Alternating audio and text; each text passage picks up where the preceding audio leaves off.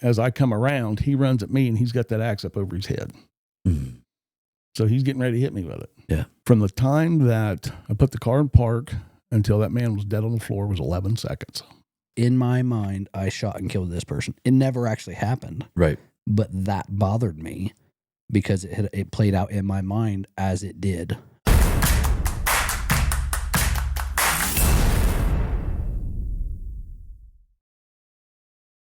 Combined over 50 years in law enforcement. First two guests on the podcast. I'm happy to have them. They're both good friends. One's a brother of mine. They've dealt with everything in law enforcement that you can imagine. All the way up to having to take a life. We're going to dig into all of those problems, all of those situations they've been faced with, and how it affected them. Keith Copas, Josh McCarty. Guys, how you doing? Good to meet you. How we doing, Daniel? Good to meet you. Good to meet you finally. No, good to... Just kidding. We've known each other for quite some time. A long time. Glad to be Good to here. see you. So, guys, let's just dig right into it. Start back. Both of you guys. One is a sheriff's deputy. Actually, correct me. What is your title now? I'm actually a lieutenant now. The with lieutenant. Sheriff's Office. Yes. Lieutenant, and the other is a state trooper. Josh. So, kind of take me through. Let's start and take me through what led you into law enforcement, and you guys can just talk about it. Right. Well, as far as getting into law enforcement, mine's not one of those stories that says, I dreamed of that when I was a kid, because I didn't. I had no clue this is where I was going to end up with over 33 years in law enforcement. I think what started was after high school, I became a firefighter, volunteer firefighter with the village of Oak Hill. Did that for 9 years. Well, in between that, you start meeting all these guys that are law enforcement officers, and I had a lot of my friends who were getting into law enforcement. And I thought, well, I'm not doing anything, so I went to the academy and graduated in 1991, started part-time with the Oak Hill Police Department. Started riding with one of the guys that graduated high school, was already a deputy sheriff, and ended up getting hired, started in the jail as a certified peace officer, but I'm working in the jail, so I also got corrections certified. And when you joined back then under that sheriff, you also were instantly a member of the SWAT team. So I spent a lot of time immediately, went to Columbus SWAT School, Columbus PD in Ohio. Just kind of went from there. Josh? Oh man, mine's not that interesting either. Thanks. I started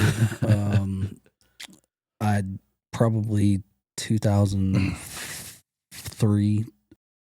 I decided as a junior in high school that was the route I wanted to go. And at the time, I went to Columbus State Community College. Or sorry, not Columbus State.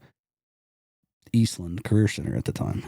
So I went there with a couple buddies of mine from high school and went through the program there at Eastland Career Center, which is still active to this day. They still have that law enforcement program going up there. So me and a couple buddies of mine went through there, and then we went to college together from start to finish. So we went through the program at Eastland and then went over to Columbus State, went through that program. And then I signed my first commission when I was 19. I turned 20 the next day and worked for Oak Hill PD at the time. And so I was there. I think I had a total of 6 training days before I was handed the keys to a cruiser and said, Wow. Good work. I got 15 minutes. My chief at the time was Rob Puckett. And I worked every Friday, Saturday, and Sunday night. 12-hour days starting my career. That's where we met, wasn't it? It was. We met then. You were a sergeant at the Jackson County Sheriff's Office at the time. I think, no, you weren't. I don't think I was a sergeant yet. You I were was a still deputy. You didn't get promoted until later.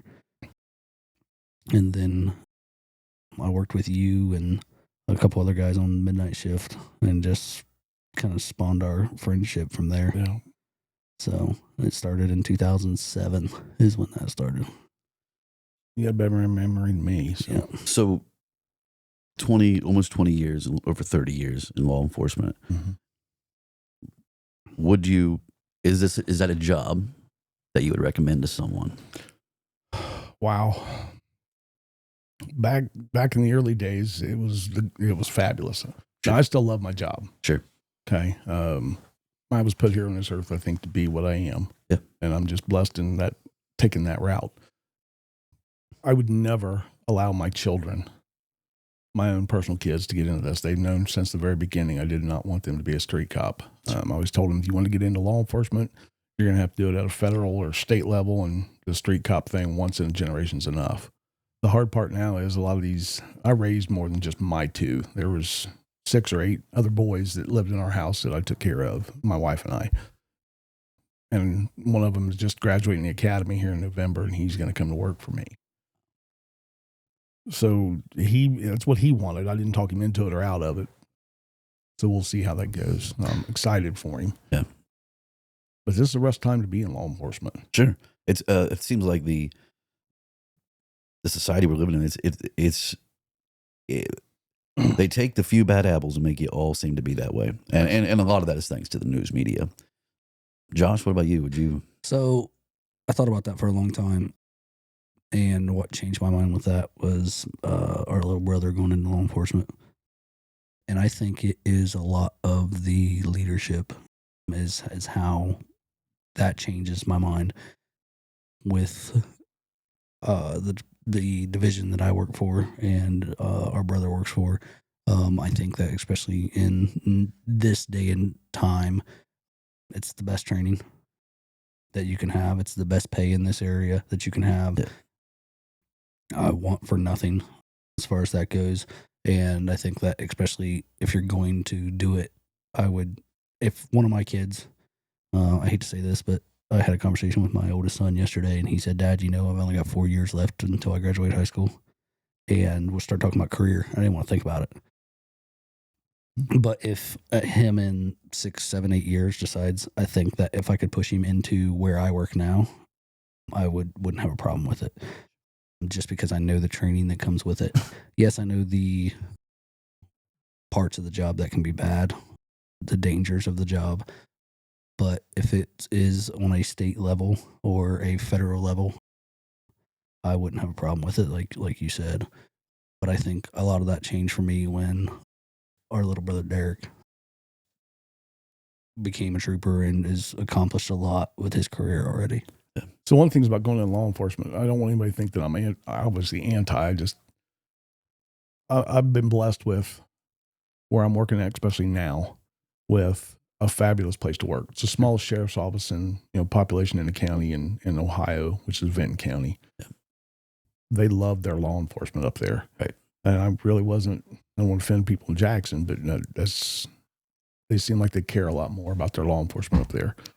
So I've had a great time. It's funny, at the end of my career, I go to a much smaller sheriff's office, and I'm so much happier. I've got fabulous leadership. People I work with are great. So it's been a good time. I still love this job. Right. I can't imagine retiring and going and doing anything else, because what would be the point when I already like this still so much? Sure. I think a lot of my negativity was bad experiences. I think that was what it was, and why I didn't want to see my family members go through what I went through. And those things all worked out. It is what it is. I'm in the best place I've been in my career, where I'm at currently. And I wouldn't change those things that I went through to get me to the point where I am now, because if it wasn't for the long nights at the Jackson County Sheriff's Office that we worked together and working drug interdiction and working all those things, I wouldn't be where I'm at today with my career in general. I look at my career, and for the first time the other day, I looked back and self-reflecting kind of, and I feel like to this point I've had a successful career. And to tell yourself that takes a lot. It does. It does. And I wouldn't change a single thing about my career. I feel like that I've had a lot of success and changed a lot of lives over the years. And we're not those type of people, boastful people at all. And in law enforcement in general, you're just not. But I look back at what I've done with what the goals I set for myself and conversations that you and I had over the years about goals. And I think that looking at all those, I definitely have accomplished a lot in those goals. So if you look back at the things that a lot of the things that we got to do, and Right. it's, I consider that we got to do them. Yes. It wasn't something we had to do. In law enforcement, there's no glory except what we all give each other. Agreed. So the fact that I feel the same way you do is I think I've been very successful with most of the things I've done. And any of the problems that I had were stuff that I generated myself. Right. So when you grow up and you learn how to deal with certain things with your attitudes and your ego, Mm-hmm. and when you get a chance to get older and remove those, then you can take stock of the fact that we've done pretty well. I agree. So, a question for both you guys, and I kind of know the answer, but I don't want you to just say it is what it is. I want you to give me a real, honest answer. You guys in your careers, you face something that most people don't face, and that is the active threat of dying every time you go to work. Now, we all face a threat of dying driving a car. You guys are in a much more riskier spot than most careers, correct? Right? Mm-hmm. Am I correct in saying that? Does that affect you? Do you become numb to that fact, or is it on your mind? And if and when it does come into your mind, how does it affect you? How does it bother you, or does it? Knowing that at any point you walk up to a car, or at any point you get sent to a call, there could be someone with a gun. There could be someone wanting and willing to take your life. I think that goes back to a mindset. Yeah. In your training, I had an incident back in 2022. I got into a resisting with a gentleman, and it was the first. I've had a lot of resistings in my career. Just nothing serious, nothing that I would consider. We'll get into his incident later, but nothing crazy to that mindset. But this was the first knockdown, drag out fist fight that I've had in, at that point, 15 years in law enforcement. But I decided in 2007, when I became in law enforcement, that if that day ever came, it was me. Mm-hmm. That there was no chance that I was going to allow somebody else to take that from me. Are there better ways than how I reacted? For sure. Training. And don't get me wrong, I'm not saying I reacted the wrong way. I just mean now there's better options than a fist fight. There's martial arts, jiu-jitsu, things like that can help not get hurt, like I tore my shoulder in that fight. But it was all about the training. That video was reviewed recently and with some of our instructors. And in the fight, I'm telling this guy to stop fighting, telling him stop resisting. Like, those are things that I didn't think about, but over the years of training those things and saying certain things, I think it all goes back to that. One of those traffic stops, when you walk up, I'm looking for certain things as I approach that vehicle, and the sixth sense is definitely there sometimes. But so what are you looking for? I'll let you answer that, and then I'll give my answer. Well, the biggest thing, when you walk up to cars is, and I had nightmares for years of people's hands. Sure. Because when you walk up to those cars, that's what you're looking at. Right. Or you should be. You're staring at their hands, you're looking, and you're not just looking like we do if we're hunting and you miss, that great big deer standing over there because you're looking so hard. You have to actually be paying attention. Sure. There's pretty much the only thing in that car that's going to hurt you is someone's hands, or anytime you're dealing with them, not just in a car. As far as, wondering, you learn to ignore it because you have to. Right. Fear is always going to be there. That's something else. You just learn to deal with that. Right. Because it's inherent. Everybody thinks that they're never afraid is stupid or they're a liar. Right. Because it just doesn't exist. I've been doing this a long time. I'm not afraid of any human. Sure. Now, it doesn't mean I'm bigger and meaner and badder than all of them, because there's plenty of people meaner than me. Right. But as far as being afraid, no. And so you learn how to deal with that. Right. And I kind of get it just because I've had years in firefighting as well. So although the amount of times that our lives are in danger, that in any firefighter will attest to this, 99% of the time, it seems like you're just picking someone up off the floor that fell and got hurt. I mean, the amount of actual fires you fight where you're actually at risk is very slim, at least in my career and what I had done. The percentage of those calls are pretty low. at least in rural Ohio, where I have worked, and even when I lived in Louisiana and worked down there, it was mostly medical calls. So, Right. but I do get that mentality that you just have to kind of push it back and keep it out of your mind. That's all you can do. But I don't think that you necessarily push it completely out of your mind. I think it goes back to attention to detail. mhm. Every single one of those details matter. I've had pursuits that happened that I knew were going to happen before they even started. Yeah. Just because of watching people's reactions, seeing how people are reacting when approaching cars, the vehicle not going into park. Like, that's one thing I watch for. I'm seeing those brake lights go on and go off as they're putting in there. Right. If they're still setting on the brakes as you're approaching cars. Like, those are small things that you look for. Yeah. And then over the years, my career has developed and kind of pushed into criminal interdiction, drug interdiction. It's what most of my career since about 2014, 13, 14 is when I really started into the drug interdiction field. Became a canine handler at the sheriff's office and was there with Keith at the time. And that's kind of where my career went and developed into. And that's a whole different field of things to look for. Oh my goodness. And the things that we saw working US 35. It's didn't know that stuff existed, honestly, until I think, and that's a lot of that people don't realize is what comes through these small rural counties and these areas that people don't know that are out here. And I feel lucky to do these jobs. So how big? You say people don't realize what comes through. What's I know you were the canine officer for a long time. What are some of your biggest busts? Like, let's talk drugs for a minute. it's him.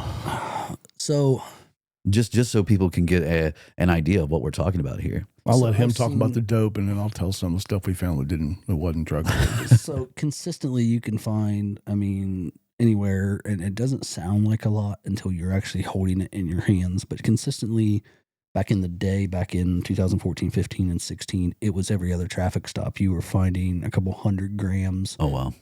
half a pound of cocaine or heroin or meth. Yeah, all hard dope. All real hard dope. And we had the pills back then too. It's really hard to find pills nowadays.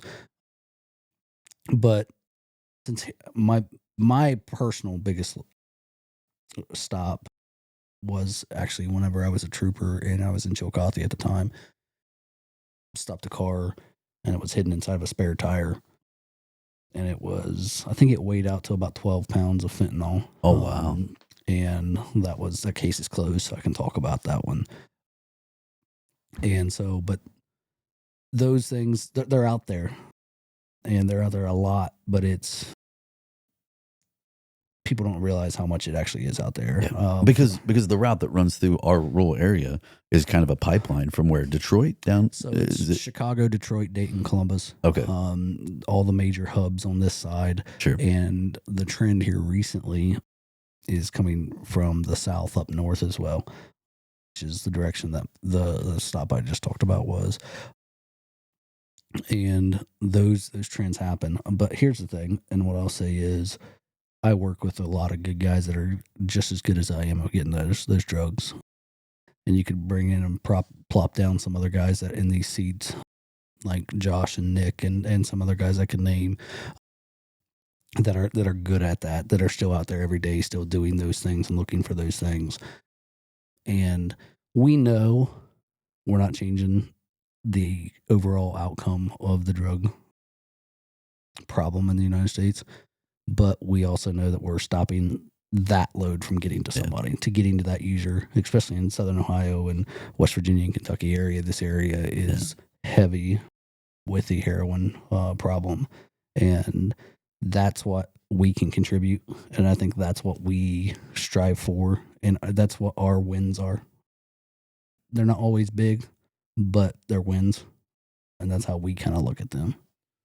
Well, you talk about the user issue because you're dealing with that part of it, and on the local issue with the small counties, the amount of death that I've seen just The last several years in Jackson, and then the 2.5 years I've been in Benton County has been unbelievable. And it's almost all the overdose deaths has been almost completely fentanyl related. Just they're dropping dead everywhere. They get out, they get clean, they go to jail, they spend a couple of weeks in jail and come back out, and they're still using. The death I've seen has been unreal. And I agree. The families that are destroying. It's insane. I've arrested my own family members with the drug issues, and my own cousins I've arrested. And I think about those things, and I think, because it's still out there, what are we really changing? And you miss some of those sometimes, and you don't realize some of those stories that you don't ever realize the end outcome. I say that I was recently at the Alpha Festival there in Jackson, and was walking through, and had a young man come up to me, and he was working at a recovery booth up there. And I haven't seen this kid in years. Couldn't tell you. It's probably been 5+ years since I've seen him. And he told me, "Thank you." And I'm like, "Thank you for what?" And he's like, "Thanks for saving my life." And he's like, I dealt with this kid when he was a teenager, when he was just 17, 18, growing up when I was a deputy. And he said, "I don't think you realize all the talks we had and everything else that always stuck with me." He's now been clean for over 2 years, running part of the rehab. And I think it's those success stories that mean more to me than anything else. Absolutely. Those probably just reaffirm for you why you do what you do. Agreed. Right? I agree to that. I think that those things are, because most of the ones that we see are the ones that are overdosed and died. And those are the stories that we have, not the success stories like Zach. And that's why that needs to be told. Right. Is because, especially for other law enforcement officers, if you don't see that stuff very often, you've got to hear it from someone. Right. And we're obligated to tell each other. And I think those are, and that was one person that I know personally that has told me that. Yeah. And so, and that's been over all these years. You don't hear a lot of those anymore. You truly don't. It's usually, especially with the fentanyl that's going around right now, is it's one outcome. Yeah. And I've been telling people that. It's like, how long until I'm picking you up alongside of the roadway? How long until I'm coming into your house with a deputy for an overdose? Yeah. So, I talk to them all the time. They'll tell you, I don't know. I don't know how much time I got left. Yep. I don't know if it's tomorrow, if it's next month. Yep. They really have no clue how much longer they're going to live. Right. They're usually honest about it. Yeah. And it's a sad fact. It's a sad fact. Before we dig too much deeper into that, Josh, I want to ask you, I know a couple years ago you worked the riots, correct? I did. You were on a task force of some sort that was working back during, what was that, 21, 22? So what was happening back then was, we had our riot control guys up there, our mobile field force guys that were at the state house all the time. But the state was sending troopers from every post across the state to the state house. So I wasn't on a task force at that time, but it was just, the night that all that started, I was working at Chillicothe and got a phone call to go to the state house. Actually, I was told to go to the governor's mansion, and that's where I went first. And because they said they were going to overthrow the governor's mansion. So I went there and nobody showed up there. So I ended up at the state house. That's how that happened. Now you also got sent to other states as well, right? I did. Where else did you go? So that was a volunteer thing. Okay. I got some crap for that because I volunteered. Your mother and father didn't like me. Well, I remember, but that was something for me. It was a once in a lifetime thing, possibly a once in a lifetime thing for me. Hopefully a once in a lifetime. And I hope it was. But there's not too many people that can say that they're a Ohio State trooper, but have also been sworn in as a Minnesota State trooper. And I have that paperwork, sure. Which was something that meant to me, and to go out there and be a part of that. Yeah. Here's what I'll also say, and it leads back to the training with the state, is when all that happened in Columbus, those riots that happened in Columbus, there wasn't a single gray shirt that got into a resisting at the state house. That's not talked about much. Well, right. But there wasn't a single issue with a trooper that was there. We had incidents. Your troopers, from what I've seen, and I've seen y'all's training, right? And I know a lot of troopers. It's such in my opinion, it's such a a military-esque training that you guys go through. That those same values are kind of instilled in you guys. But back to working the riots. There's something I want to ask is, what did, as you're standing there against an angry mob, right? Mm-hmm. I know they're yelling things. Oh yeah. What are they saying to you?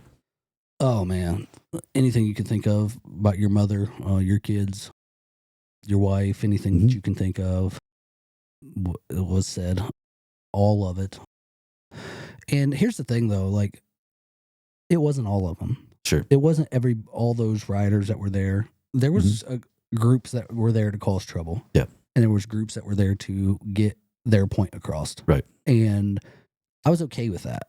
Like, and the very first night, like, it was, I've never been in the military, never been in a war, but I mean, it was like a war zone. Right. I mean, we were getting bottles of urine thrown, frozen bottles of water thrown at us. I mean, there was all kinds of issues that were happening up there, but it wasn't everybody. Sure. Now, there was a lot of things that were said that if you took it personal, it would have messed with you. Sure. So that's leading into my next question for you, is all the things they did say, right? Mm-hmm. So we're all human. Yep. So those things will absorb into your head. Oh yeah. Did any of those things at a later time, do those thoughts or those words that they were using come back up? Did it make it harder for you to sleep? Did they affect you mentally at all? Not at this point in my career. Yeah. If I was a young new trooper, and I know there was young new troopers there, and I'm a young trooper because I've only got about 7 years on with the state, but I've been in law enforcement for 17 years. If I was brand new, it probably would have affected me. But going through what I've lived through, if you're in law enforcement in Southern Ohio, you've been called and seen about everything that you can think of. Right. A lot of those things that I saw up there wasn't anything. And when we went to Minnesota, there was no riots at all. Wow.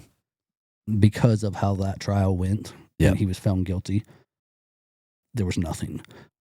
Minnesota we left, I think, on Sunday night and got back on Thursday or Friday. And we were there just in case something happened. Yeah. And I enjoyed the trip. It was a nice trip out there. But how many people say they enjoy a trip to go to a riot? Right. but I mean, like I said, we knew we were going there for the right reasons. We knew that we could go there and be professional. That's one of the reasons why our guys are sent everywhere. I volunteered last year to go to Texas. Yeah. I didn't get selected, but we've sent, I think 2 or 3 times now, we've sent troopers to the border to work down there with those guys. And there's a reason why the state of Ohio does that. It's because of the level of training that our guys have, the level of discipline that our guys have, and I think that shows itself across the entire United States. Sure. But I go back to my very start, my beginning of where I started at in working for Oak Hill PD. Yep.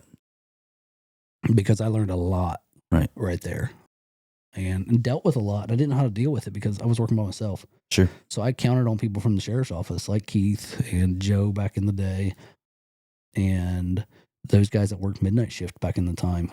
Eric Yates and all those guys that were working the road back then taught me a lot back then. And I didn't get walked on because I had guys like that around me. Yeah. Guys that were seasoned and that had been around for a little while. And so I luckily had those guys around me to assist me with pushing my career forward. So I want to dig into some questions here that we're probably going to get personal. I want you both just to open up, right? And we've had this conversation. I want to know about something, an event that has happened to you in law enforcement that has bothered you,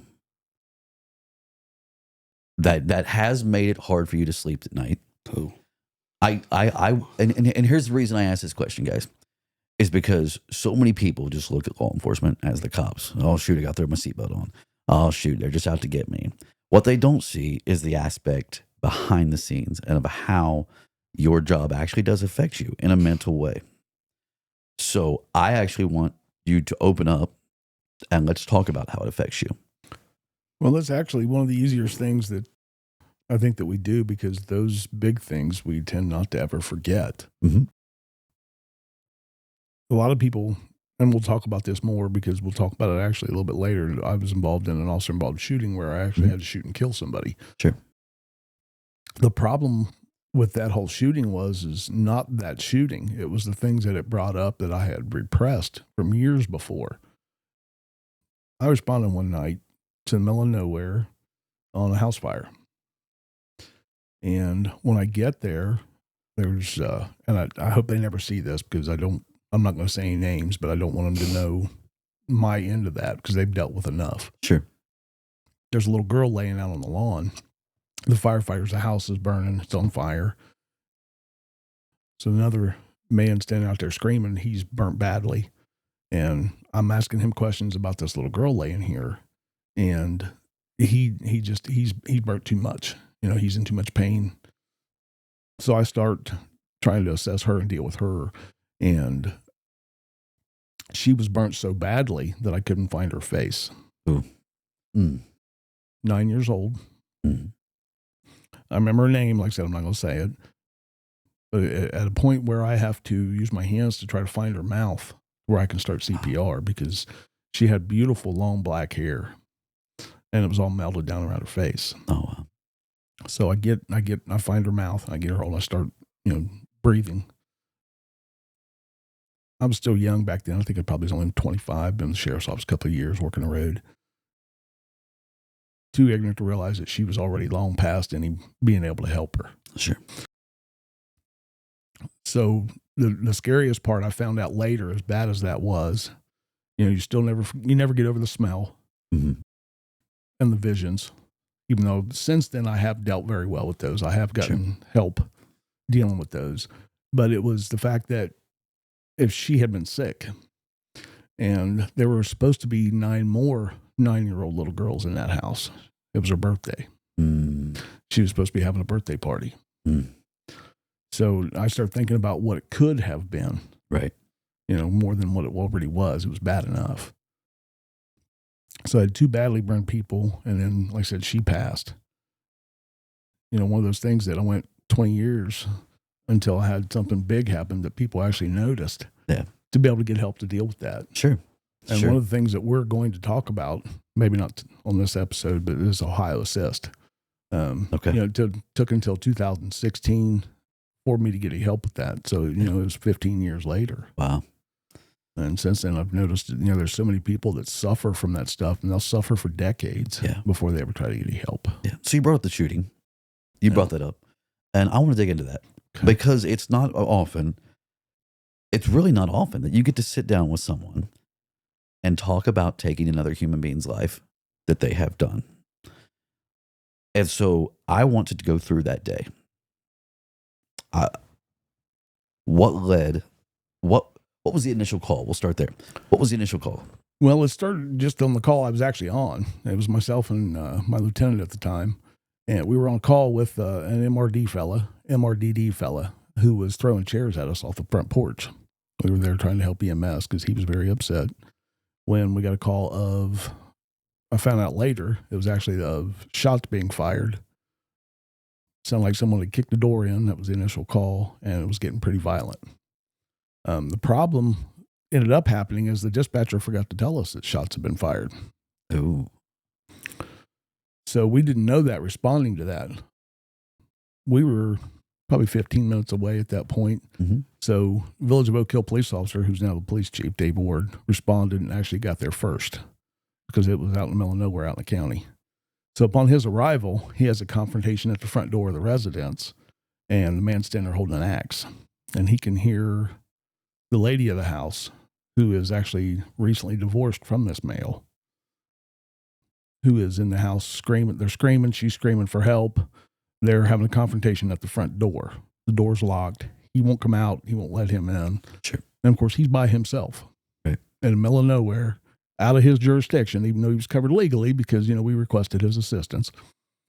So he's giving us updates on the radio. The man's refusing to cooperate. He can hear her screaming. He's raising the axe at her. All this stuff is on the radio, Sure. or on the video that Oak Hill had. So as they're telling us what's going on, we pull up. From the time that I put the car in park until that man was dead on the floor was 11 seconds. 11 seconds. 11 seconds. I didn't know that. Take me through. Okay. So here, take me through 11 seconds. Okay. I want you to walk me through 11 seconds. So I park on the side of in the road, but I'm pulling over right up against the road. So I jump out of the car, and you actually see me on his in-car video. You don't see the actual shooting itself. You can hear it all. Yeah. So you see me run past his car, and you hear Dave Ward tell me he's got an axe. He's raising it at her. So I front kick the front door. I haven't talked about it yet, but I've been a kickboxer for many years. Oh, well. So front kicking that door was not a big problem for me, and I'm a big boy anyway. So kick that door in. I step up 2 steps into a little ante room as you're walking in, and I turn the corner, and there he is with an axe. Is he in the living room? Is this a living room? Is it a kitchen? It's actually the kitchen. Okay. So you're through the front door into the kitchen. Yeah, I make a left, and there's a wall, and I'm looking at him, but Dave and my lieutenant are behind me. They can't see anything. They're behind me. Sure. So I've already got my gun out. So I step in. I see him. He's got that axe on. It's got that yellow fiberglass handle that they all have. Mm-hmm. And it actually ended up being a splitting maul. It wasn't an axe. Oh. So as he's turning, as I come around, he runs at me, and he's got that axe up over his head. Mm-hmm. So he's getting ready to hit me with it. Yeah. So there was no time to say, stop, drop it, anything like this. It's just unbelievable how fast this stuff happens. Sure. So I start shooting, and you even commented on the video when first time you saw it, some of the sounds that you hear, some of the things that go on. So I ended up firing 5 times. 3 of them hit him in the lower half of his body. Mm-hmm. There's 1 in the thigh, 2 in the hip. The 1 hit him in upper chest, which broke some bones, but didn't enter the thoracic cavity. So it wasn't a fatal wound. Mm-hmm. The last one hit him above his left eyebrow. Mm-hmm. So it was a pretty gory mess. I imagine it was. So he goes down. The axe is still in his, because when the last round hit him, he dropped the axe on his shoulder, and that's when he fell over. Sure. So she's still screaming in the background. So where's she at when this is going on? She is directly behind him. Okay. Had I missed him, you would have hit her. I probably would have hit her. Wow. And that was something I had a lot of issues with for a long time, because it's almost like I dealt with him, but I was looking at her. Sure. So the whole time I'm waiting on red spots to appear on her. Yeah. But I think probably the biggest weird thing about that shooting was, until that last round, I couldn't tell if I was hitting him or not. Really? He had a red plaid shirt on, just like what you're wearing, only red. And you couldn't tell that any of the bullets were hitting him. Wow. Couldn't see it. Yeah. Now they say in big moments like that, that time slows down. Sure. You just told me about 11 seconds and about 5 minutes. Right. Okay. So in that moment, so those 11 seconds, or more specifically from the time that you knew you were going to have to shoot him, did it come to a slow motion moment for you, or was it just so fast that... what's funny is that you talk about the time it takes for me to decide I knew I was going to have to shoot him. That wasn't even part of the 11 seconds. Wow. I didn't know I was going to have to shoot him until I pulled the trigger. Wow. That decision got made so fast because of the information I already have. See, most shootings, they don't even get 11 seconds to make those decisions. Sure. It's much faster. Yeah. Before they have to make those decisions. Yeah. So until I had actually turned that corner, he turned at me and ramped that axe over his head. That's when I, started doing it. I don't know that a conscious decision was ever made. So split second, at that point. Because when I started pulling the trigger, we were closer than you and I. Were you really? Yes. I did not know you were that we close. were maybe, if we both stuck our hands out at each other, our arms would have overlapped. We were so close. Oh, wow. So you were just right so here. What I didn't snipe him across the room or anything like that. He was right there. I was well within reach of that splitting maul had he swung it yet. Sure. So all he had to do was bring it forward like that, and he would have had me. So we were close. Yeah. Where's the other officer at while this is going on? They're behind me. They're right behind. Yeah. When I turn in the corner, there's a wall right to my left, Sure. they cannot see anything I'm seeing Okay. because I hadn't moved into the kitchen because there wasn't anywhere to go. Right. And he was already there. Okay. So they're behind you. You pull the trigger, you drop him. Yes. Okay, what happens after that? At that point, right immediately, we move into the room. I grab the axe out of his hand and I move it over across the room out of the way. The other two officers passed me and I said, check on her. Yeah. So they moved over and immediately started checking on her. Dave Ward did. My lieutenant at the time, which was Rodney Shepard, started asking me questions. So he's asking me questions. He's getting on the radio. They're calling out shots fired. We're in the middle of nowhere, so our radios are buzzing, which means nothing's getting out. Right. Which is not a good feeling. Right. So they finally get on there and they manage to get a hold of the dispatcher and let him know stuff's going on. We need help. We need EMS. We need all that stuff. So I pulled him out into the room. We immediately trying to assess his injuries because we're going to, like nowadays, we do that. We started immediately trying to save him. Yeah. So we started removing clothing and stuff like that. And then when I saw the head wound, there just wasn't any sense to continue. Sure. Because it was very graphic. Sure. So the shooting's done. You've tried, obviously he's DOA at this point. Still breathing, believe it or not. But after a headshot? Absolutely. Still breathing after a headshot? Yes. Wow. He was still breathing for several minutes. Really? Yes. Wow. I didn't know that. That's, yes. One part of the story is that was kind of left out was this is a house we've been to many times. Many times. Repeat customer for this say. was, well, yeah, for multiple members of the family is what I'll say. And it wasn't just those two that were involved that night. So we were familiar with these people. There was always issues there. Probably back then, probably a weekly thing. We were at this house. Yeah, we'd arrested him many times. So, and you and I have had this conversation. Yes. You and I have had this conversation about it could have been multiple people or multiple deputies that could have handled that same call. Sure. Like it was just unlucky for you that night that you were there because I mean, it was a repeat place that we've been to many, many, many times for assaults, fighting, all kinds of different things that were happening. Terrorizing there. the neighbors. It was everything. Yeah. So it was a mounting thing for years at this place. And I think, and you and I have had this conversation, I definitely think you were probably, I hate to say this, but the most prepared for that incident that night. And you're probably right. Out of the sheriff's office at that time, probably the most prepared. And there was another thing that I took from that night that you probably remember, but that you did on the way there. Yes. That I do now in every high intense situation that I get into when I'm heading to that situation. Do you know what I'm talking about? I know exactly what you're talking about. What is it? So one of the things that I had learned a long time ago, when you're going to a hot call, adrenaline's actually your enemy. Most of the time, it's not something that is going to do you a lot of favors. So one of the things that I had learned, a lot of my martial arts training, was you start getting cold, and that's adrenaline. Yeah. You start losing fine motor skills. Your breathing goes up. All these things that you do not want. Right.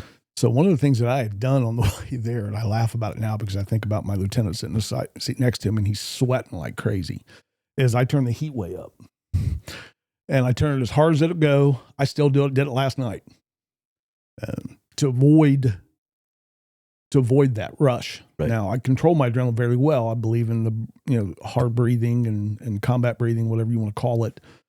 4 seconds in, 4 seconds out. I still do it. But if you turn that heat up, you get that heat going. It brings that body temperature up, so you're not getting cold, so that the adrenaline isn't defeating all your fine motor control. And that's something I had done that night on the way. My lieutenant's sitting there sweating. He's like, wow, and it's running off his forehead, and he has no clue what I'm doing. So it was just a technique I picked up that I still use that I had taught him that he still does. I try to pass that on to everybody. So you're doing that on the way there? Absolutely. On the way there. On the way there. You're just getting yourself ready. Getting myself, because I can feel I don't want to make bad decisions because Sure. adrenaline's got me thinking, if I can control some of that, yeah, I'm more likely to be successful in what I'm doing. Sure. So So you've taken a life. Yes. He's down. He's down. He's done. The situation's secured. You move on. What's the process after you shoot someone? After you take someone's life? What's the process as far as your job goes for the first part? Well, I'll just tell you straight up. I was off for 20 days. Sure.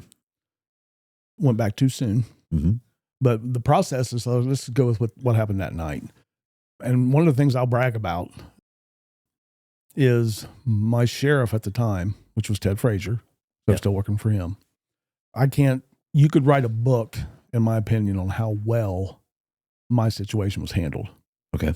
And one of the things where we'll talk about high assist again here after a while, but I see a lot of the biggest complaints from officers who are involved in something dramatic is how they were treated. Okay. I was treated fabulous. Were you? I was never made to feel like I'd done something wrong. I was never made to feel, like I was outside, because a lot of times a lot of people complain they get abandoned. Yeah. And they're just left at home on their own. And that didn't happen to me. So I probably can't brag enough on how well I was treated by my sheriff. Yeah. At that time. So scene's done. It's this is now behind you. How does that affect you on a mental? How did it affect you, and does it still affect you on a mental level? Because I remember you made a statement. You and I were sitting at the FOP one night, shortly after all this happened. We were having a conversation, kind of like we are tonight, and you made a statement to me. You said a lot of these younger law enforcement officers are hoping they get the chance to do what I wish I never had to. True story. And so they were hoping to be put in that situation. Having done it, how did it affect you? And does it still? Luckily, one of the things that I had going in my favor was the support system that I had. Sure. I had friends that were there every second that I needed them. So I was able to deal with it in ways that maybe a lot of people don't get. Right. My family was fabulous. Spiritually, I knew I was okay with Jesus, mm-hmm. which I had dealt with before this happened. So I wasn't sitting there questioning my soul right after this happened. Sure. Which made a huge difference on how I recovered from that. At the time, I thought there was something wrong with me because I didn't feel anything. I wasn't angry. I wasn't sad. I didn't have any regrets other than the fact that, nobody's actually done this for a while wants to have to hurt somebody, especially in a permanent fashion. Sure. We really don't. A lot of the younger guys that think, and I actually had someone tell me that they were jealous. Wow. Another law enforcement officer, they were jealous. They were jealous that they didn't get to pull the trigger. That they hadn't had a chance to do something like that. Yeah. And that didn't go over so well. Is that a mentality? And Josh, is you've seen it, you're both in the field. Is that a mentality that a lot of guys have? I think it's or is it just a young thing? And it's an inexperience. I had a similar conversation with somebody one night that I didn't go to a death. I didn't have to go to it. It was inside of a different jurisdiction that I didn't have to go see this dead body. And I was asked later about if I was too afraid to go see this body.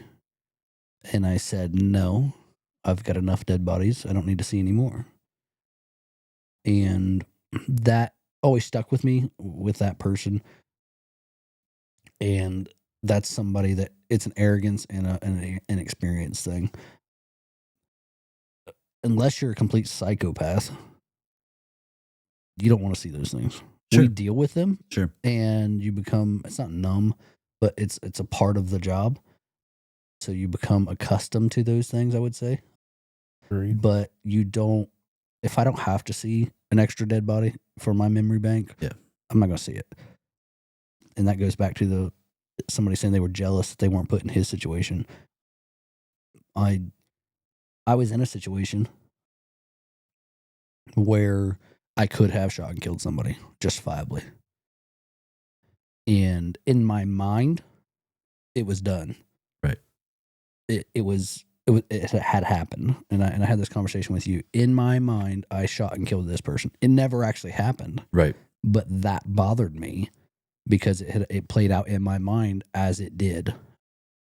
And those are things that you deal with. And I think those conversations with people like that go back to, for one, like I said, somebody that is some type of psychotic. That's how I look at it, and or somebody that just has no experience. Yeah, in law enforcement. arrogance, no experience, and arrogance is huge. Right. They think that they would want to be a part of something like that. You know, I'd already been a deputy sheriff for 25 years when this had happened. Wow. I thought I'd made it. Yeah. And it was kind of dumb of me to think that way because I'm still working, night shift as a street cop. Yeah. And the biggest thing we see in this job is the family violence. Yeah. And that's actually what this was. He had broke into the house. The neighbor had called, reported gunshots, and what ended up happening was the splitting maul he had, he was actually hitting our car with it. Oh, and that's what he heard, okay. but it sounded like gunfire to him. Gotcha. So when you get there, when you're paying attention, you get a chance afterwards, you see where he tore the plastic off the window where he had broke in the weekend before. Oh, wow. So they had recently divorced. He shows up. He's got 2 syringes loaded with meth. Yeah. A bunch of marijuana. I truly believe he was going to overdose her that night and kill her. Wow. I really believe that's what the plan was. Because he had enough meth in those syringes, not counting what was already inside him. The medical examiner said that he was, under the influence of methamphetamine, that he had every intention of killing her. Wow. So it happened 2 weeks in a row. She thought she had called 911, but actually the neighbor had called. Okay. Now, there weren't any shots fired. The dispatcher still forgot to tell us that had been reported. We went in that house a little differently. So I wasn't happy about not knowing that shots had been reported. Yep. But I didn't find that out till a couple weeks later, listening to the audio video during the investigation with BCI. Yeah. It was all, I got completely cleared. That's the only reason we're talking about it. Mm-hmm. It was cleared probably fairly quickly. Sure. In the realm of things. Yeah.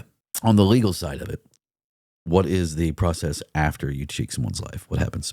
So at the time, I think I was a sergeant at the time when that happened. So I'm still in the union.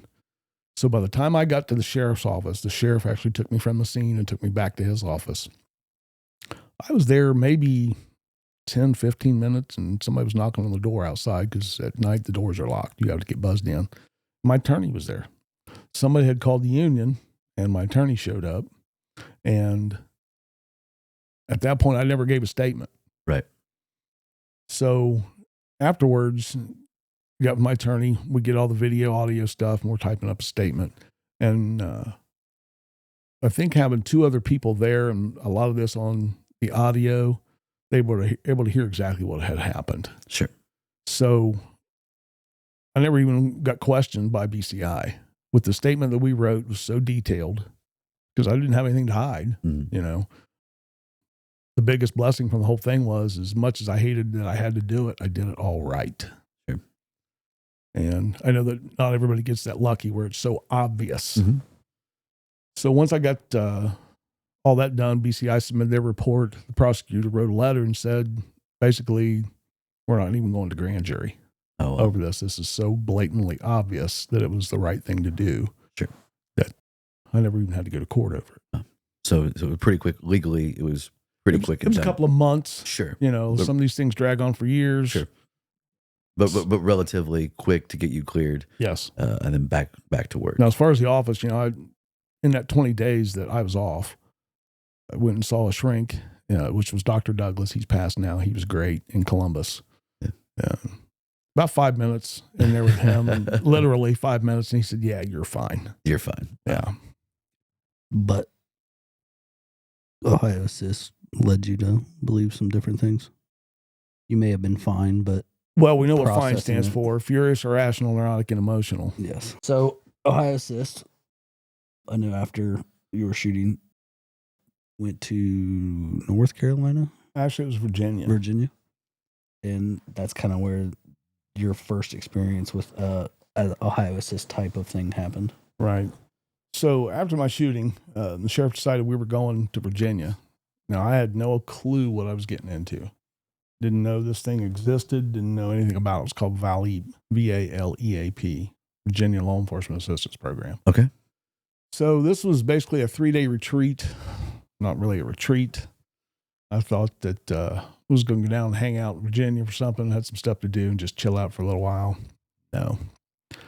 So they get us down there, and we're all sitting around a big table, all these people, and they're all telling their story.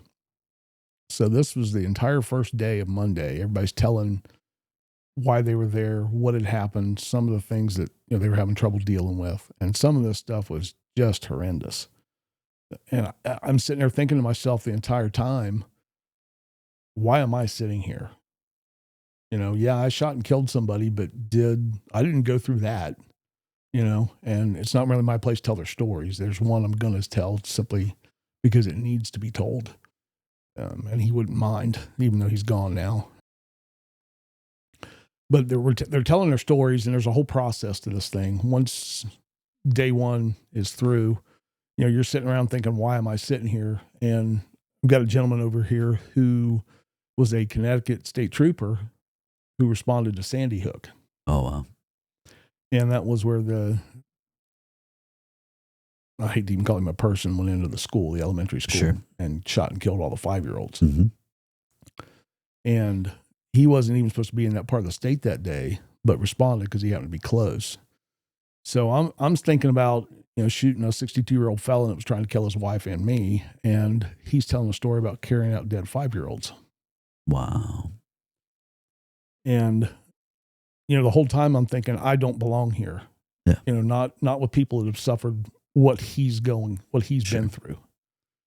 It's kind of the aspect of, we always have to remember that no matter what we've been through, someone literally always has it worse. Always has it worse. But in the same token, we always think that, but there was another, much younger than me, who had been in a situation where he had been shot. Oh, wow. And, I'm looking at him going, dude, you got shot. And he's looking at me going, I didn't have to kill anybody. Sure. So what was worse for me, him getting shot, because he got shot a couple of times, and he's looking at me and having to kill somebody. What had happened to me was much worse to him. Right. So somebody benefits. So, and I want to step back just for a minute. Let's backtrack just a second, because you just said, I'm having to kill somebody. Right. How does it feel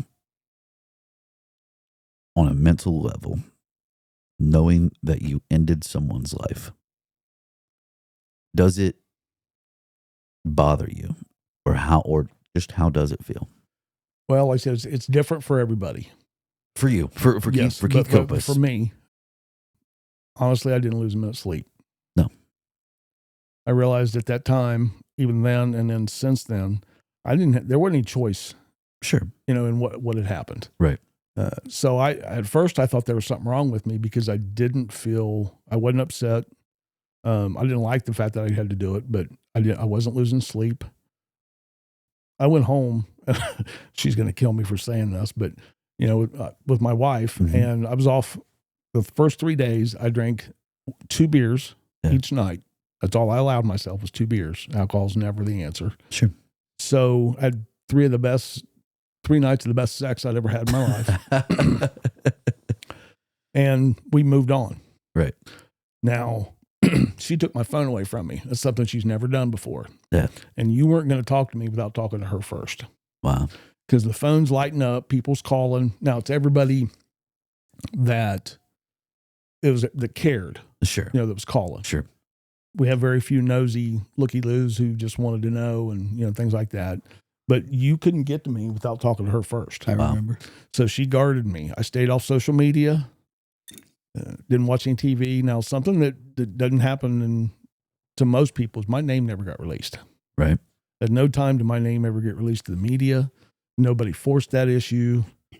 So I didn't have all this stuff going on that happens to a lot of these guys, that their name gets released and all their neighbors know, and their kids are going to school, and the neighbors' kids are telling their kids, what had happened when, Sure. So that I didn't have to deal with any of that. So mentally, not a minute's sleep did I lose. you didn't lose any sleep. No, And it didn't bother you. no. The same worries. Was it that just a happened- job? Did it? No, it was something that had to be done. Sure. I didn't, it wasn't that. It's just I had prepared myself, and Josh knows this very well because he and I have talked so much about this stuff.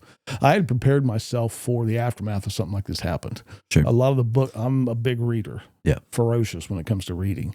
So I've read everything known to mankind about how to deal with stuff like this, what could happen, what's going to happen, how the investigation is going to work when BCI comes in, if it goes to grand jury, but also all the mental health and the spiritual stuff of this. I knew what I could be feeling if I didn't sleep.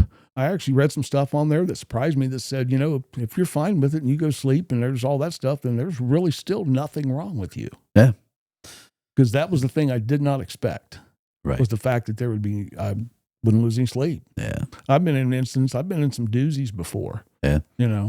I've been hurt. I've been in some good fights and was much more worked up and upset over that stuff than I ever was with the shooting. Shoot. Now, there were some threats made later. The guy I shot has a son who's been in a bunch of trouble, has been in prison.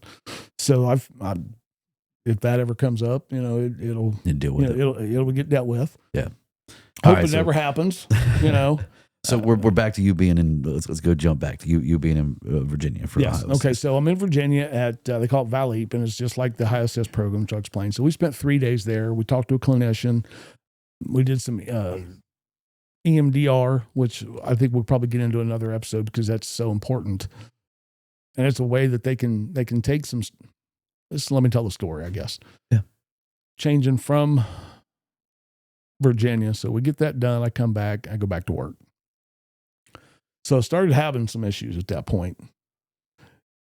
Before Virginia, I started seeing some things. Sure. So driving down the road one day, my wife's with me, and I'm driving down the road, and I'm doing this, looking over this way, and she's like, "What are you doing?" I said, "I'm trying to see." Yeah. I didn't realize what I was seeing. I was seeing this bright yellow slash across my vision. Oh, shoot. Didn't know what it was. Well, it ended up being the axe handle. Oh. That bright yellow axe handle is what I finally figured out I was seeing. Mm. So there was something, it was playing in my head. And of course I didn't realize where it had come from. So when I went to Virginia, I met a man named Andy Grillo. He was one of the clinicians there helping run the thing. He was actually from South Carolina. And we did this thing called EMDR. So they do some things with your eyes, and I won't get into it because I'm not a clinician. I don't really understand the science behind it. But it took him about 5 minutes, and he turned it off.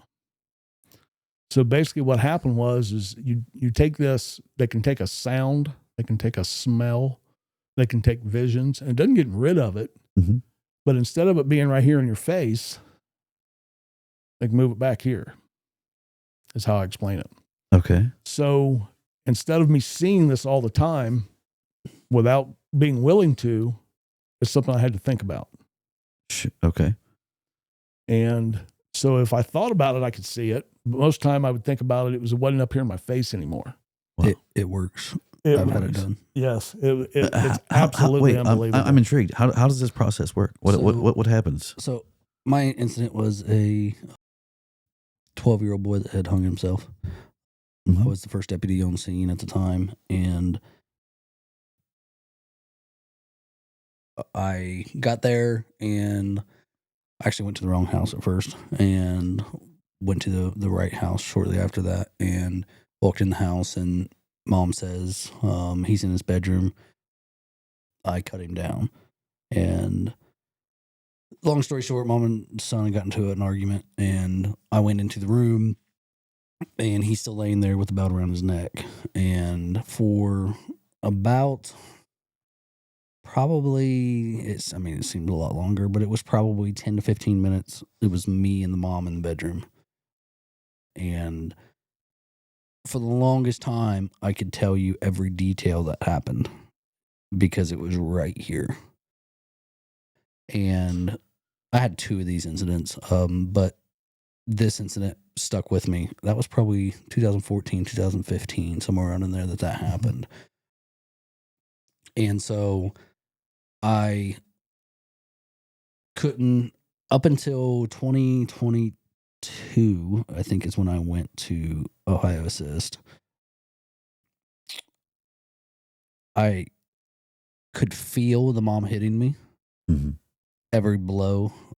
I could see the kid, feel me doing CPR, feel me breaking the kid's sternum. I could feel everything from that incident.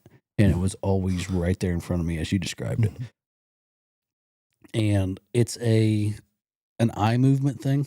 I don't know all the details of it, but it's a eye movement thing, and it's a focus on a certain. So I focused on the incident, focused on certain things, and I was told to do whatever and focus on. I think it was an instrument or something that was being moved in front of me. So you say an instrument, like whether just it was like a finger, a finger, a pen, a something, pen or something like that. So the process is they're making you focus on something other than that item in front of you. I'm not sure exactly how it all works. Like you said, I'm obviously not a clinician, so I don't know.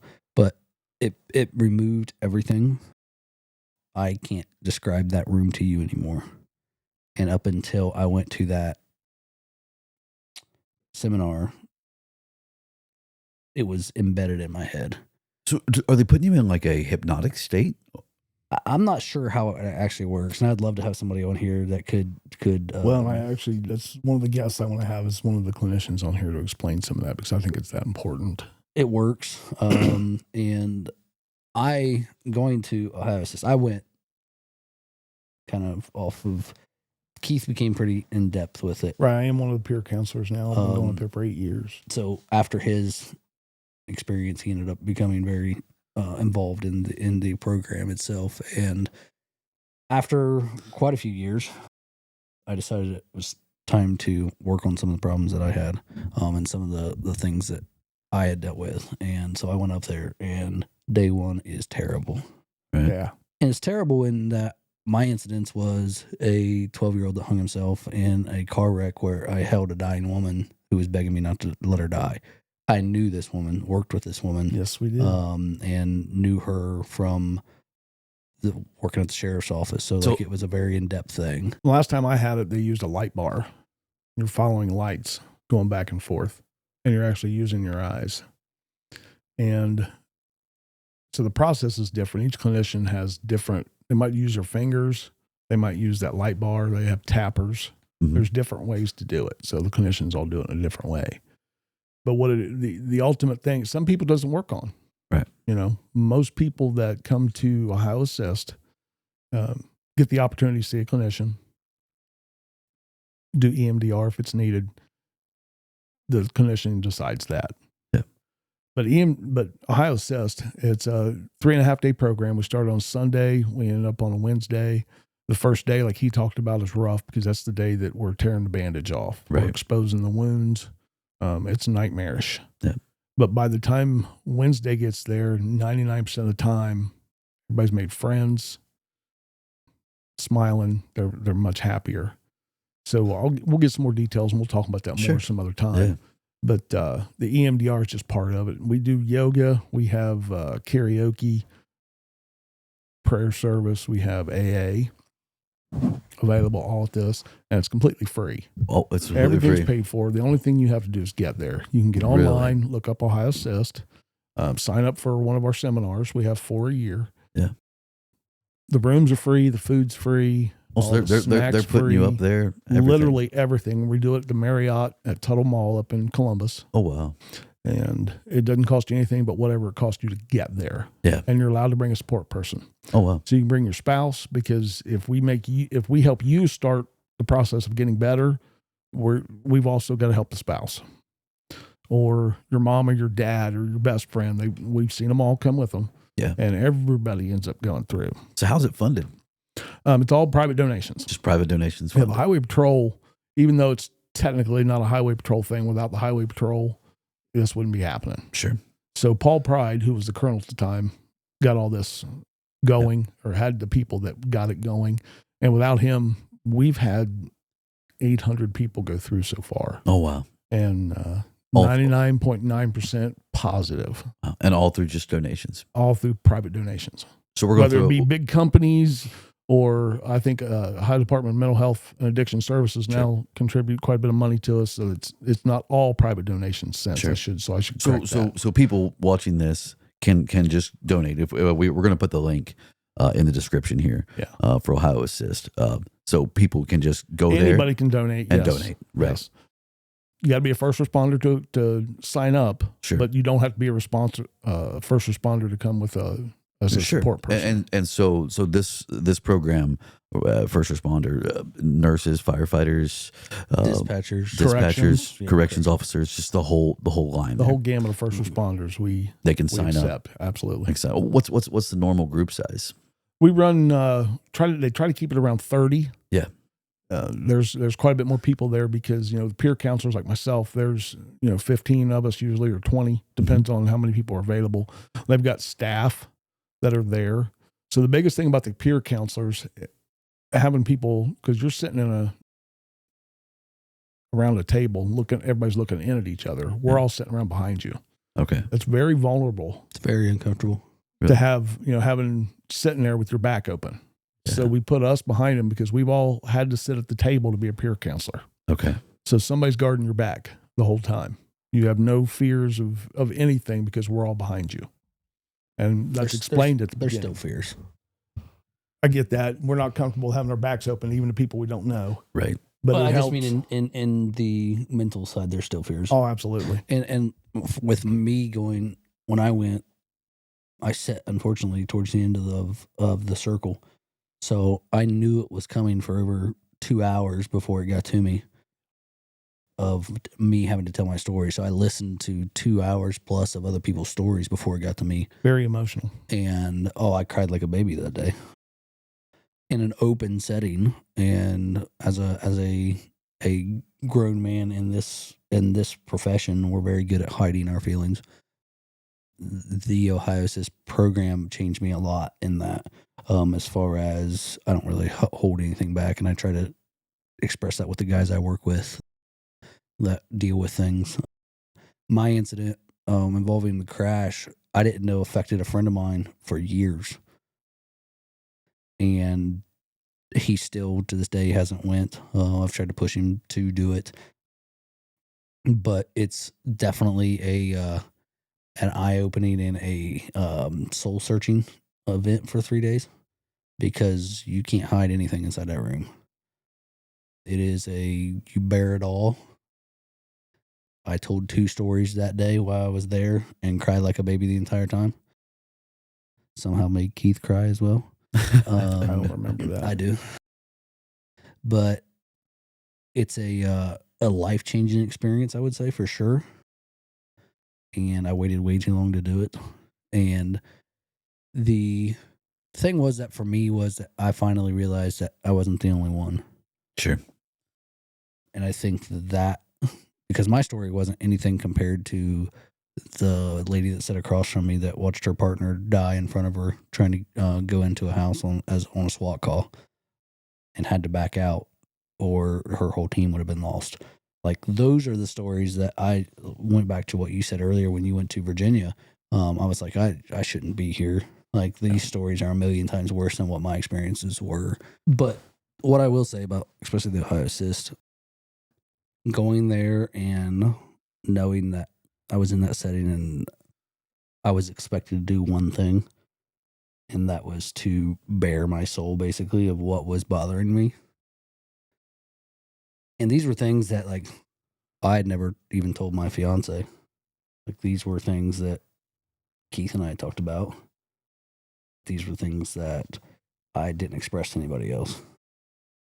And what Ohio Assisted for me changed a lot with how I deal with trauma and with the incidences that I had that brought me there. It changed my day-to-day as well with how I approach those incidents. Sure. And further incidents past that. How I try to help the guys I work with when they deal with incidents, how things should go, because over the years it was usually suck it up and move on. It's always been that. It's always, and I think that's where in the first responder field in general we failed tremendously, and we learned though.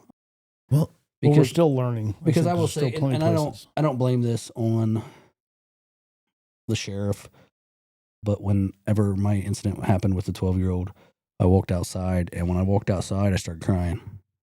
I was in uniform, all kinds of people around me. I started crying. I didn't know why I was crying at the time. I know now why I was crying, but at the time I had no idea why. But it was handled in a way of, hey, you have to go in here and finish this, suck it up, and get back in there and do your interview. I had to go interview the parents and everything else, which was not the right thing to do for me at that time. But it's how it was handled. And I think that leading forward with those, I think that's how I handled a lot of it, was just, hey, just shut up and move on. And that's, I think, been the par for the course for years when it comes to that type of trauma. Well, I feel like, having been in a public service field and having dealt with some things on my own as well, and also just even public service aside, I feel like we as men are afraid, and it's just the way we've been trained and raised. We're afraid of showing emotion for fear of questioning our masculinity. And it's just the way we've been raised, or society has treated us. You're a man, you don't cry. Right. You're a man, hide your emotions. And I have been more, especially over the last several years, opening up, talking about things. And I have been more at peace with myself by actually showing emotion and letting the feelings out, because I feel like we've been pressed so hard to keep everything just bottled up inside. Eventually, well, I think we've confused what masculinity actually means. Sure. It doesn't have anything to do with if your ability to show emotion or not. I don't think that we've confused what masculinity and I think you're right. Yeah. I think that the mental health side of it, looking back over my years in law enforcement, the mental health side has always been a hard thing for me to deal with. And when we were at Ohio Assist, my fiance made a statement after, because part of Ohio Assist, once the person that is there, their support person, gets to speak afterwards as well, the person that is there tells their story. And one thing that always stuck with me was that she said, I shared stories, but I never shared the emotion with it. Mm-hmm. And that always stuck with me. And I would say I still struggle with that today, sharing the emotional side of those incidents and that part of the job. What I will say is, especially with the agency that I work for, we've come a long ways. We have a whole separate division now that is focused on mental health side of things. And I applaud the state for that. Yeah, you guys are way above the curve, I think, already. I agree. That, because there still aren't that many states that are doing this. Right. I think we're up to 11 or 12, and there's 50 states in this union. That I know that one of the tools at Ohio Assist was the canines that were there, and the state now has a canine that goes from different areas, or post to post, or to critical incidents. And I think that is a big thing as well. So you're saying canine, is it a comfort animal? Yes. It's it's one of those. It's a therapy dog. Yeah. It's a trooper who's assigned with that dog. That's what he does. Oh, wow. Yes, that's his entire job. And they were at Ohio Assist. They had, I believe, 2 or 3 of them that were there that day. And it's the little things like that that make you relaxed, that make you get into that comfort zone. Believe me, I know I had one for years that traveled with me. So those things are nice. So Ohio Assist, great program, helping with mental health, helping with y'all, has helped both of you guys with mental health. Sounds like a great program. And Keith, you're part of it. Yeah, I'm one of the peer counselors. After I went through Virginia, they started one in 2017. I got in on the ground floor. They asked me if I'd be a part of it. Sure. To help get it started, and I've stayed. Yeah. So, the peer counseling thing, one of my jobs at PCIS now is people that still don't want to talk. Yeah. Well, it's kind of my job with some parts of those groups to get that out of them. Sure. So that's my job, to drag it out of you if I need to. I usually get my way simply because I know how important it is. Yeah. I know how important it is to get it out of you. Yeah. It's got to be talked about. It's got to be hashed over. It's even in a more private setting because it's done in what we call small groups. So there's usually between 4 and 6 people in each small group, which Sure. is what we do on Tuesdays. So we get more into detail and basically get to the bottom Sure. of what's going on. Sure. So Keith, I do something, or we're starting to do this, and if you've watched this up to this point, there's a clock behind me that hasn't moved, and it's kind of our thing. Every guest we have on, we're going to set a time here on the clock, and this is the first time, so I'm going to ask Keith. Keith, I asked you before we started recording, give me a time that means something to you, and it's 6:31. Is that correct? 6:31. 6:31. What does 6:31 p.m. mean to you? Well, 6:31 p.m. was probably the biggest change in my life that ever. Even what happened then and what's still going on to now. That's when I married my wife. No. So on our invitations, when we sent them out, everybody thought I was weird because I wanted it at 6:31. Well, what was wrong with 6:30?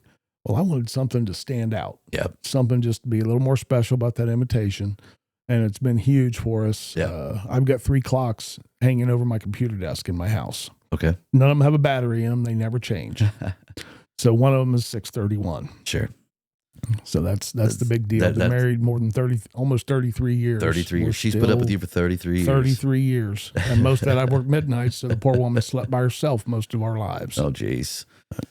Never complained. Wow. I have one question for the both of you.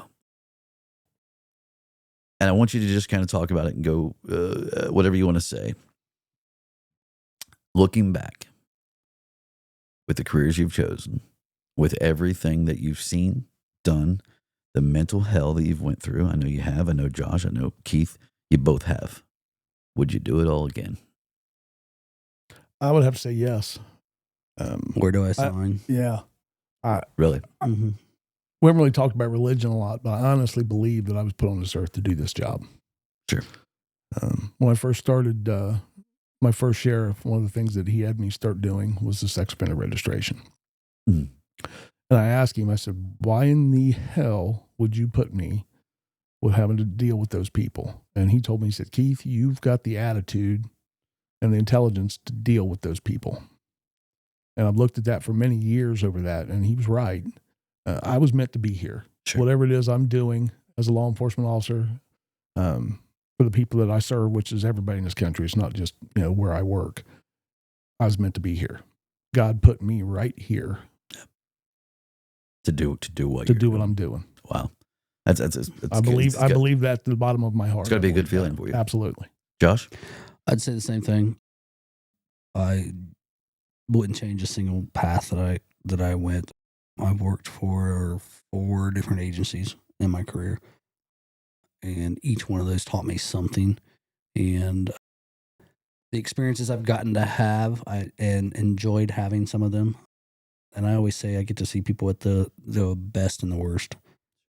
And those things are, each one of those means something different. The good times and the very, very bad times.